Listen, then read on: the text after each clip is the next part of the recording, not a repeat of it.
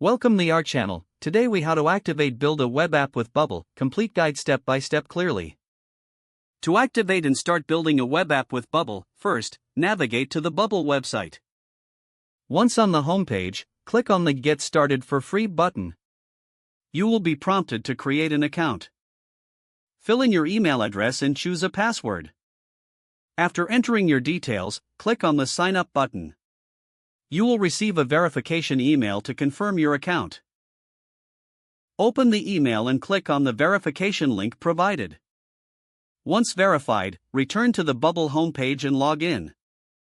After logging in, you'll be taken to your Bubble dashboard. On the dashboard, click on the New App button to create a new project. A pop-up will appear asking you to name your app. Choose a name that reflects the purpose of your app and enter it. You can also select a template if you'd like a head start. Click on the Create a New App button to proceed. You will be directed to the Bubble editor. This is where you will design and build your web app. Familiarize yourself with the layout of the editor. On the left side, you will find elements, styles, and other tools. Drag and drop elements onto your page to start designing.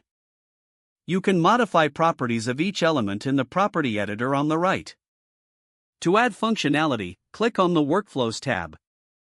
Workflows let you define actions that occur in response to user interactions.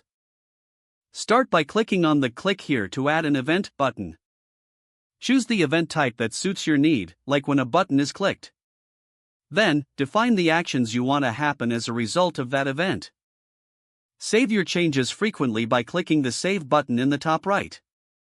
Once satisfied with your design and functionality, click the Preview button to see your app in action.